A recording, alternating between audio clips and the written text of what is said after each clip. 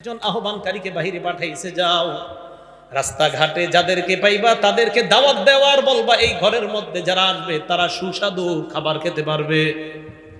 ফামান আজাবাদ দাইয়া দাখালাদ দার ওয়া আকালা মিনাল মাদুবা। তো একজন আয়েশা বলছে, ভাইও অমুক ঘরে সুন্দর দস্তরখান আছে, আপনারা আসেন যারা যারা খাবেন। একদল তার কথা সত্য মনে করছে, করার পর ঘরে গেছে, সত্যি সত্যি দস্তরখানের সুস্বাদু খাবার খাইছে।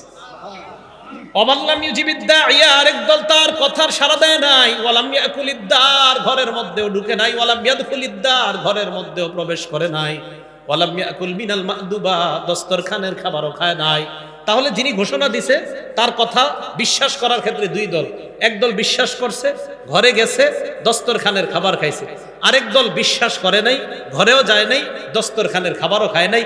এই কথা ফেরেশতা একদল আরেক দলের সাথে বলা বলি করে, আমার নবী ঘুমায় আছে, তবে নবীর চোখ ঘুমাইতেছে, অন্তর দ্বারা সব উপলব্ধি করতেছে।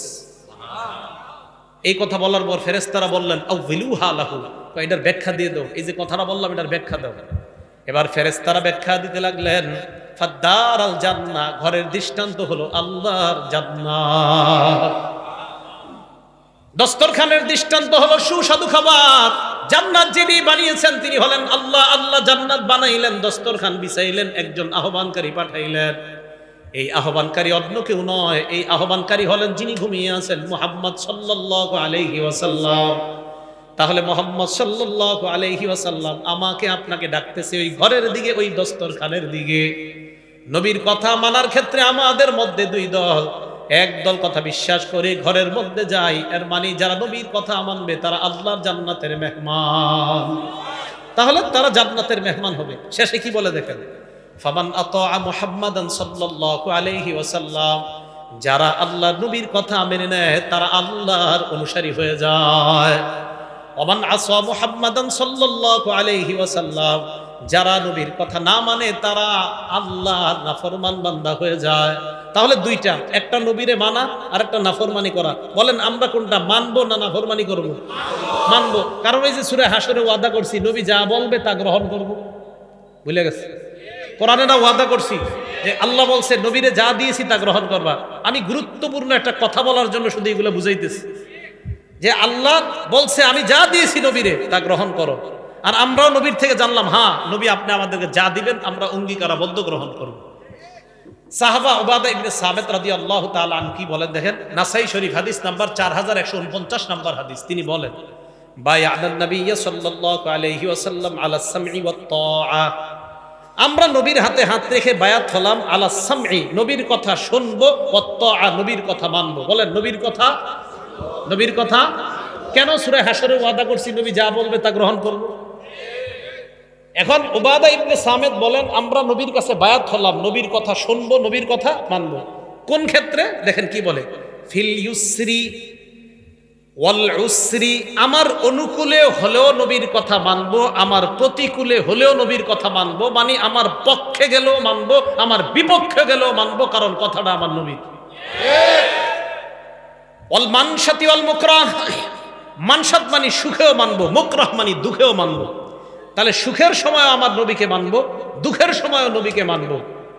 এরপরে বলতেছে ওয়া আল্লা নুনাজি আল আমর আহলা, যোগ্য মানুষ যদি যোগ্যতার আসনে বসে যায় এটার বিরোধিতা আমরা করব না, এই মর্মে আমরা বায়াত হলাম। আর যদি অযোগ্য ব্যক্তি যোগ্যতার আসনে বসে যায় এটার বিরোধিতা করা ফরজ হয়ে যায়।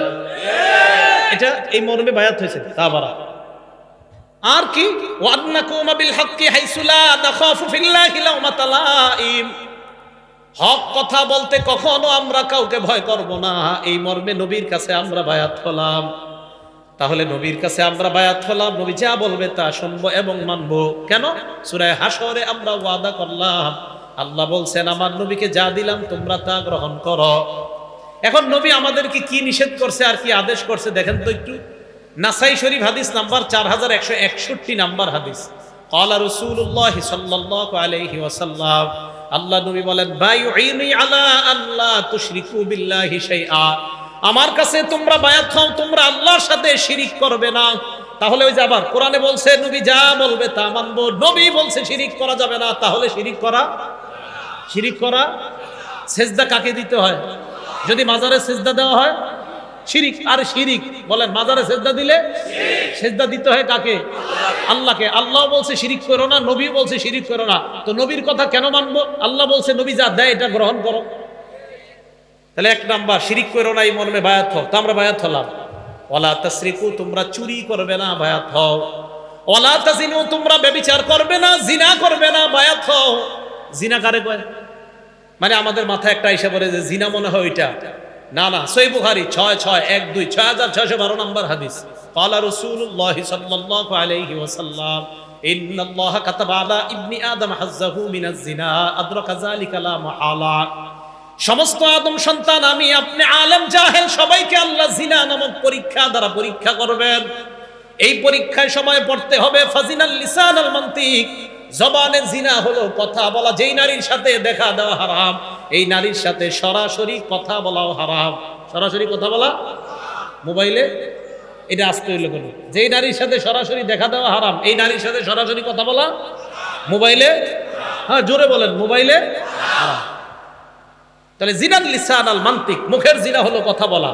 ওয়াজিনাল আইনি আন নাজরু, চোখের জিনা হলো দেখা। চোখের জিনা দেখা। ওয়ান নাফসু তামান্না ওয়া তাশতাহি, রং নাম্বারে একটা মেয়ের সাথে কথা বললেন, বলার পর বালিশে মাথা লাগিয়ে চিন্তা করতেছেন না জানি মেয়েটা দেখতে কেমন। আল্লাহ নবী কয় অন্তরের জিনা করলা। এটা অন্তরের জিনা। এটা কিসের জিনা? অন্তরের জিনা। তো এই জাতীয় জিনা মনে হয় পুরো এলাকায়, স্মার্টফোন তো চালানি না, এটা হওয়ারও সম্ভাবনা নাই। তাহলে রাসূল সাল্লাল্লাহু আলাইহি সাল্লাম বললেন এক নাম্বার শিরিক করবে না, দুই নাম্বার চুরি করবে না, তিন নাম্বার জিনা করবে না। তাহলে জিনা, এগুলাও জিনা। হেঁটে হেঁটে কোনো নারীর দিকে যাওয়া পায়ের জিনা, কোনো নারীর শরীর স্পর্শ করতে যাওয়া হাতের জিনা, চ্যাটিং করা কোনো নারীর সাথে মোবাইলে, এটাও হাতের জিনা। অবৈধভাবে কোনো নারীর সাথে চ্যাটিং করা অপ্রয়োজনীয়, এটা হাতের জিনা। কিসের জিনা? হাতের জিনা। হ্যাঁ, হাতের জিনা। এই জিনার মধ্যে লিপ্ত হওয়া যাবে না। এটা রাসূল সাল্লাল্লাহু আলাইহি ওয়াসাল্লাম ওয়াদাবদ্ধ। ওয়ালা তাকতুলু আওলাদাকুম, তোমরা তোমাদের সন্তান হত্যা করবে না। ওয়ালা তাতুনা বিবুহতান তাফতারুনাহু বাইনা আইদিকুম, নিজেরা বানিয়ে মিথ্যা কথা বলবে না। আপনারা অনেক কিছু বানিয়ে বলে ফেলেন, ইমাম সাহেবের নামে বলে ফেলেন, মুয়াজ্জিনের নামে বলে ফেলেন, এলাকার একটা ভালো মানুষের নামে একটা খারাপ কথা রটায়া দিলেন। এটা করা যাবে না। নবীজি বলছেন ওয়ালা তাসুনি ফি মারুফ, নেক কাজে তোমরা আমার নাফরমানি করবা না। তাহলে রাসূল সাল্লাল্লাহু আলাইহি সাল্লামকে আল্লাহ যা দিয়েছেন এটা গ্রহণ করা, যা থেকে নিষেধ করেছেন এটা থেকে বিরত থাকা। এখন বলেন তো রাসূল সাল্লাল্লাহু আলাইহি সাল্লাম আমাদেরকে কয়টা জিনিস দিয়ে গেছে? দুইটা। প্রথমে বলছে সব নবীরা তার উম্মতকে দুইটা বিষয় বলে, ভালো গুণগুলা জানায় দেয়, খারাপ জিনিসগুলা থেকে সতর্ক করে। এখন এই ভালো আর খারাপগুলো আমরা পামু কই? বলেন, যেই জিনিসের মধ্যে পামু এই জিনিসের নাম বলেন কোরআন সুন্নাহ। বলেন কোরআন সুন্নাহ। এখন বলেন তো নবীর যা কথা মানবো আমরা আর যা থেকে বিরত থাকবো এটা কয় জায়গায় পাবো? এক নাম্বার, দুই নাম্বার সুন্নাহ। মনে থাকবে তো? হ্যাঁ। ক্বালা রাসূলুল্লাহ সাল্লাল্লাহু আলাইহি ওয়াসাল্লাম, সহিহুত তারগিব একটা কিতাবের নাম, হাদিস নাম্বার 40। নবীজি বলেন তারাকতু ফীকুম মা ইন ইতাসামতুম বিহি ফালান তাদিল্লু আবাদা, আমি তোমাদের কাছে দুটি জিনিস রেখে গেলাম, এই দুটি জিনিস যদি তোমরা আঁকড়ে ধরো কখনো তোমরা পথভ্রষ্ট হবে না। এক নাম্বার কিতাব আল্লাহ, আল্লাহর কোরআন। দুই নাম্বার সুন্নাত রাসূলি, রাসূল সাল্লাল্লাহু আলাইহি ওয়াসাল্লামের সুন্নাত। বলেন এক নাম্বার আল্লাহর, দুই নাম্বার রাসূলের সুন্নাত। এখন এইগুলো আমি কেন বলতেছি? হ্যাঁ, বলার কারণ কি? বলার কারণটা হলো ইবনে মাজার 12 নাম্বার হাদিস। বলেন কিতাবটার নাম ইবনে মাজা। কোন কিতাব? হাদিস নাম্বার 12। নবীজি সাল্লাল্লাহু আলাইহি সাল্লাম বলেন ইউশিকুর রাজুলু মুত্তাকিয়ান আলা আরিকাতি, এমন একটা জামানা আসবে যেই জামানায় মানুষ সিংহাসনের মধ্যে ভাব নিয়ে বসবে, সিংহাসনের ভাব নিয়ে বসা থাকবে। ইউহাদ্দাসু বিহাদিসিম মিন্নি, আমার হাদিস তার সামনে পেশ করা হবে। হাদিস পেশ করার পর ওই লোক বলবে বাইনানা ওয়া বাইনাকুম কিতাবুল্লাহ, আমাদের মাঝে আল্লাহর কোরআন থাকতে হাদিসের কি প্রয়োজন? কোরআন থাকতে হাদিসের, এইটা বলার জন্য আমি এতগুলা কথা বলছি। নবীজিকে যা, নবীজি আমাদেরকে যা দিবে আমরা গ্রহণ করবো, ওয়াদা করছি। এখন হাদিস কে দিছে? আরে হাদিস কে দিছে? নবীজি। আমাদেরকে হাদিসগুলো কে দিয়েছেন?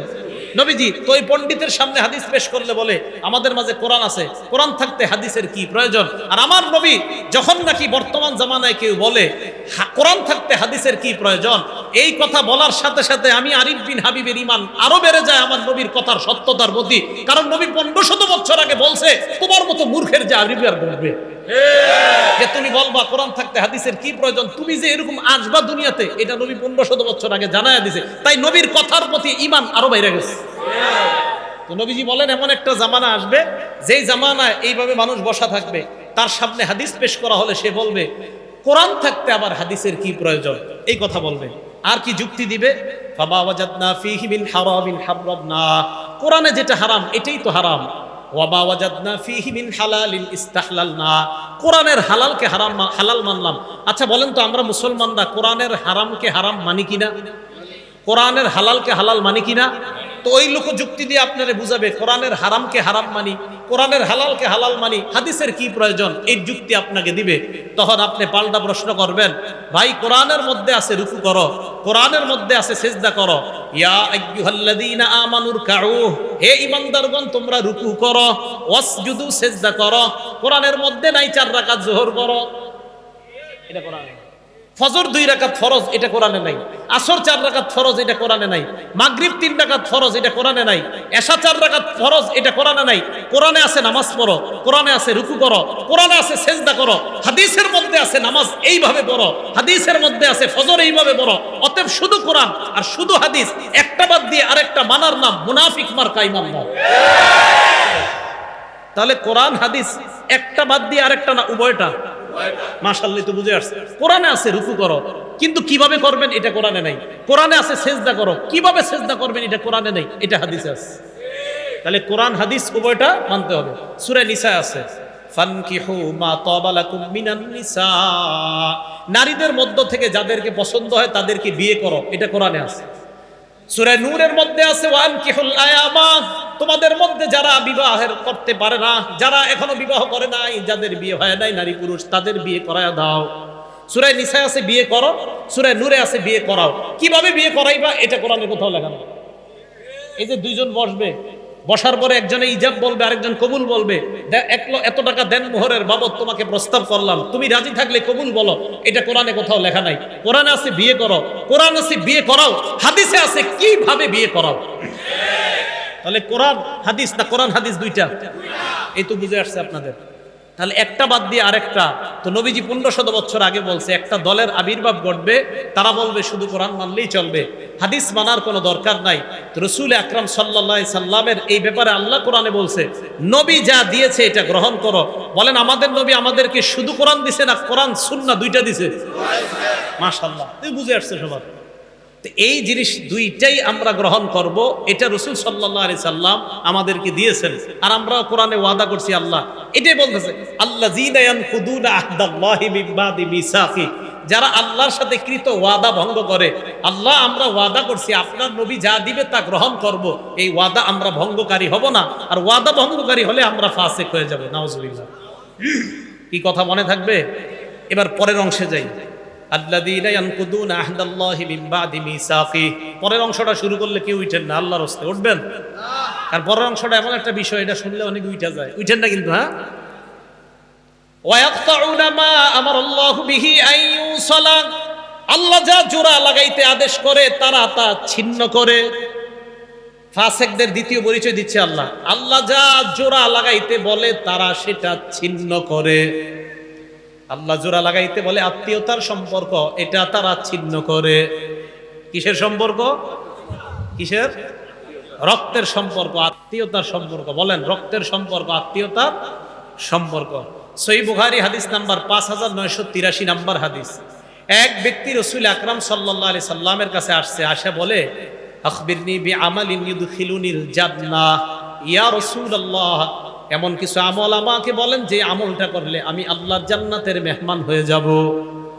এই প্রশ্ন করার পর সাহাবারা বললেন ফাকালাল কওম মালাহ মালাহ, সাহাবারা বললেন এই লোকটার কি হইল, এই লোকটার কি হইল, কি প্রশ্ন করে? এমন আমল বলেন যে আমল করলেই জান্নাতে যাব, লোকটার কি হলো? নবীজি বলে আরে থামো, অরবুল মালাহ, লোকটার প্রয়োজনীয়তা আছে তাই জিজ্ঞাসা করছে। নবী বললেন 4 আমল করবা, মরলেই জান্নাতি হবা। কয় আমল? এক, তা'বুদুল্লাহ লা তুশরিকু বিহি শাইআ, শিরিক মুক্ত ইবাদত করবা। কি মুক্ত ইবাদত? শিরিক।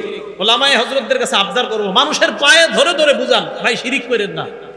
আমাদের হাজারো মুসলমানরা নামাজ পড়ে 5 ওয়াক্ত, কিন্তু সে যে শিরিক করে সে জানেও না। বিভিন্ন দিন আসলে, বিভিন্ন মাস আসলে, বিশেষ করে রজব মাস আসলে, কোন মাস? আরে কোন মাস? সামনে তো এই পদ্মা ব্রিজ না, তো পদ্মার এই পাশে কিছুটা গ্রান আছে, আর ওই পাশে তো মাশাআল্লাহ কঠিন গ্রান। গ্রান মানে গন্ধ, বেদাতের গন্ধ। বেদাতের তো গ্রান হয় না, গন্ধ। কি হয়? গন্ধ। তো দেখেন, 1 নাম্বার তা'বুদুল্লাহ, আল্লাহর ইবাদত করবা, শিরিক করা যাবে না। 2 নাম্বার তুকিমুস সালাত, সালাত কায়েম করবা। 3 নাম্বার তুতিজ যাকাত, যাকাত আদায় করবা। 4 নাম্বার তাসিলুর রহিম, আত্মীয়তার সম্পর্ক জোড়া লাগাইবা। রক্তের সম্পর্ক জোড়া লাগাইবা। মারা যাইবা, আল্লাহ পাক তোমাকে জান্নাতের মেহমান বানায়া দিবেন। তাহলে 4 নাম্বার রক্তের সম্পর্ক, 4 নাম্বার আত্মীয়তার সম্পর্ক। এটা আল্লাহ আদেশ করছে জোড়া লাগাইতে, এটা ছিন্ন করার আদেশ করে নাই। সহিহ বুখারী হাদিস নাম্বার 5984 নাম্বার হাদিস।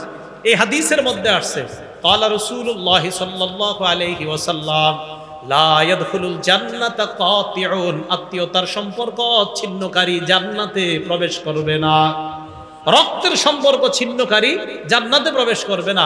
ঢাকা 10 তলা বাড়ি করছে, তার বোন ঈদের দিন মানুষের কাছে গোশতের জন্য বসে থাকতে হয়, তার আপন বোন অন্যের কাছে খাদ্যের জন্য বসে থাকতে হয়। ঢাকা বাড়ি আছে 5 তলা 6 তলা, ভাইয়ের বোন অন্যের দাঁড়ে দাঁড়ে গিয়ে হাত পাততে হয়।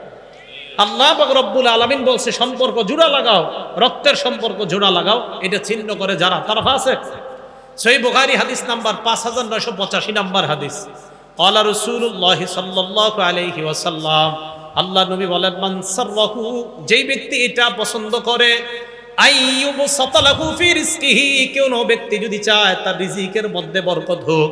রিজিকে বরকত সবাই চান? 2 নাম্বার ওয়ায়ুনসালাহু ফি ইসরিহি বা আসরিহি, কেউ যদি চায় তার হায়াতে বরকত। বলেন কয় জিনিসে বরকত? রিজিকে, হায়াতে। বলেন রিজিকে। যদি এই 2 জিনিসে কেউ বরকত চায়, নবী বলেন ফালইয়াসিল রহিমা, সে যেন রক্তের সম্পর্ক জোড়া লাগায়, আল্লাহ তার রিজিকে এবং হায়াতে বরকত দান করেন। বলেন রিজিক আর হায়াতে বরকত দানের কয় উপায়? মানে না, উপায় একটা। রিজিক আর হায়াতে বরকত হবে একটা আমল করলে, রিজিক আর হায়াতে ভরপুর বেশি বরকত হবে একটা আমল করলে, সেটা হলো রক্তের সম্পর্ক জোড়া লাগাইলে। রক্তের সম্পর্ক জোড়া লাগাইলে রিজিকে বরকত হবে, হায়াতে বরকত হবে। এটা আজীব হাদিস, শুনেন। সহিহ বুখারী হাদিস নাম্বার 5987 নাম্বার হাদিস। ইন্নাল্লাহা খালাকাল খালকা, আল্লাহ সৃষ্টি বানাইলেন, আসমান জমিন বানাইলেন। বানানোর পর হাত্তা ইদা ফারাগা মিনাল খালকি, আল্লাহ যখন সৃষ্টি থেকে অবসর হলেন, দেখেন কি কামাতির রহিম, রক্তের সম্পর্কটা আল্লাহর সামনে দাঁড়ায় গেছে। আরে আমি আপনারা কিন্তু সম্পর্কটা এটা কেমনে দাঁড়াইছে আল্লাহ জানে, দাঁড়াইছে। দাঁড়ানোর পর আল্লাহকে বললেন, আল্লাহ হাযা মাকামুল আইজি বিকা মিনাল কাতিআ, আল্লাহ রক্তের সম্পর্ক যারা ছিন্ন করে তাদের থেকে পানা চাওয়ার আপনিই তো শ্রেষ্ঠ জায়গা, তাই আমি আপনার সামনে দাঁড়াইলাম। আল্লাহ বললেন, আমা তারদাইনা আন আসিলা মান ওয়াসালাক, তুমি কি সন্তুষ্ট না যারা তোমাকে রক্ষা করবে? আমি ওয়াদা করলাম, আমি আল্লাহ তাদেরকে রক্ষা করার ওয়াদা করলাম। রক্তের সম্পর্ককে আল্লাহ বললেন, ভাই ভাইকে যদি সম্পর্ক রক্ষা করে, ভাই বোনের সম্পর্ক যদি রক্ষা হয়, রক্ত আর আত্মীয়তার বন্ধন যদি রক্ষা হয়, আমি আল্লাহ ওই ব্যক্তিকে রক্ষা করব। এরপর একটা কি কইছে, ওয়া আক্তা মান কাতাআক, তোমাকে যারা ছিন্ন করবে আমি আল্লাহ তাকে ছিন্ন করব। আত্মীয়তার সম্পর্ক যে ছিন্ন করবে আমি তাকে ছিন্ন করব। আল্লাহ আমাদের সকলকে আত্মীয়তার সম্পর্ক জোড়া লাগানোর তৌফিক দান করেন। অনেকে প্রশ্ন করে, হুজুর আমার আত্মীয় যদি আমার সাথে খারাপ ব্যবহার করে আমি কি করব? করে না? জবাব আসতেছে, আগে শুনেন। সহিহ বুখারী হাদিস নাম্বার 5990 নাম্বার হাদিস। ক্বালা রাসূলুল্লাহ সাল্লাল্লাহু আলাইহি ওয়াসাল্লাম, আল্লাহ নবী বলেন, ওয়ালাকিল্লাহুম রাহিমুন আবুল্লু বিবালালিহা, নবীজি বলেন আত্মীয়তার সম্পর্কের একটা রস আছে।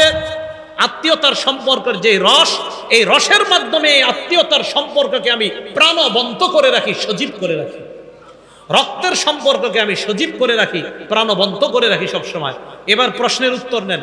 যারা বলেন, হুজুর আমার বোন তো আমার সাথে কথা বলে না, আমার ভাই আমার সাথে কথা বলে না, আসেনি এই অভিযোগ। হ্যাঁ, এখন তাদের অভিযোগের জবাব নবীজি দিয়ে দিছে, আমি কি দিব? সহিহ বুখারী হাদিস নাম্বার 5991 নাম্বার হাদিস। ক্বালা রাসূলুল্লাহ সাল্লাল্লাহু আলাইহি ওয়াসাল্লাম, আল্লাহ নবী বলেন, লাইসাল ওয়াসিলু বিল মুকাফি, কয় শুধুমাত্র আমি আমার ভাইয়ের সাথে সম্পর্ক জোড়া লাগাইলাম, এটার নামে আত্মীয়তার সম্পর্ক রক্ষাকারী এমন না, এটা তো আত্মীয়তার সম্পর্ক রক্ষা হচ্ছেই। নবীজি বলেন প্রকৃত আত্মীয়তার সম্পর্ক রক্ষাকারী ওই ব্যক্তি, ওয়ালাকিনিল ওয়াসিলুল্লাযী ইযা কুতিআত রাহিমুহু ওয়াসালাহা। নবী বলেন প্রকৃত আত্মীয়তার সম্পর্ক রক্ষাকারী ওই ব্যক্তি, যখন আত্মীয়তার সম্পর্ক কেউ ছিন্ন করে ওই ব্যক্তি আগে বেড়ে সেটাকে রক্ষা করে। আপনার বোন আপনার সাথে কথা বলে না, বাস না বলুক, আপনি আত্মীয়তার সম্পর্ক রক্ষা করেন। আমি আপনাদেরকে একটা বাংলা বলে যাই, আপনি দেখবেন আপনার ভাইয়েরা বোনেরা আপনারে ঠগাইতেছে, আপনি বুঝতেছেন, এরপরেও আপনি তাদের সাথে সুন্দর সম্পর্ক রাখতেছেন কেন? যে নবী বলছে আত্মীয়তার সম্পর্ক ঠিক রাখতে। আপনি দেখবেন 2, 4, 5, 10 মাস পরে আপনি খোঁজ নিয়ে দেখবেন তাদের সবার চাইতে আপনি ভালো আছেন। দেখেন, যদিও আপনি বাহ্যিকভাবে দেখতে একটু হেরে যাচ্ছেন, বাহ্যিকভাবে আপনি একটু ফেল হয়ে যাইতেছেন, তাদের চেয়ে দেখা যাচ্ছে আল্লাহ আপনাকে ভালো রাখবে, এই কথা মনে রেখেন। তাহলে আত্মীয়তার সম্পর্ক এটাকে বলা হয় প্রকৃত, যে কেউ যদি ছিন্ন করে তার সাথে সম্পর্ক রক্ষা করা। আর আত্মীয়তার সম্পর্ক ছিন্ন করা মানে ফাসেক হওয়া, আত্মীয়তার সম্পর্ক ছিন্ন করা মানে জাহান্নামে যাওয়া। আল্লাহ হেফাজত করেন।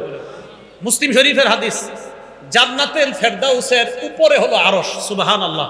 হাদিসে আসছে আল ফিরদাউস আলা জান্নাত, জান্নাতুল ফেরদাউস হলো জান্নাতের সবচেয়ে উঁচু জায়গাটা। এই হাদিসের মধ্যে নবী বলেন ওয়ামিন ফাওকিহা আল আরশ, জান্নাতুল ফেরদাউসের উপরে হলো আরশ। এবার মুসলিম শরীফের হাদিস শুনেন, আর রহিমু মুআল্লাকাতুন বিল আরশ, রক্তের সম্পর্কটা এই এখনো আরশের সাথে ঝুলে রয়েছে। এইভাবে ঝুলে ঝুলে রক্তের সম্পর্ক আর আত্মীয়তার সম্পর্ক বলতে থাকে, মান ওয়াসালানি ওয়াসালাহুল্লাহ, আমাকে যারা রক্ষা করে আল্লাহ যেন তাদেরকে রক্ষা করে।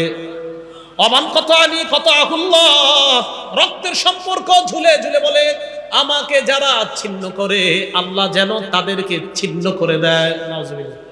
রক্তের সম্পর্ক আরশের সাথে ঝুলে ঝুলে বলে আমাকে যারা রক্ষা করে আল্লাহ যেন তাদেরকে রক্ষা করে, আমাকে যারা ছিন্ন করে আল্লাহ যেন তাদেরকে ছিন্ন করে। আল্লাহ আমাদের সকলকে রক্তের সম্পর্ক রক্ষা করার তৌফিক দান করে। আবু দাউদ শরীফ হাদিস নাম্বার 4902 নাম্বার হাদিস, নবীজি সাল্লাল্লাহু আলাইহি সাল্লাম বলেন মা মিন আজদারু আইয়ু আজ্জিলাল্লাহু লি সাহিবিহিল উকুবাতা ফিদ দুনিয়া ওয়া মা ইয়াদখিরু লাহু ফিল আখিরাহ মিসলুল বাগী ওয়া কাতিআতির রাহিম। রাসূল সাল্লাল্লাহু আলাইহি সাল্লাম বলেন কোন অপরাধ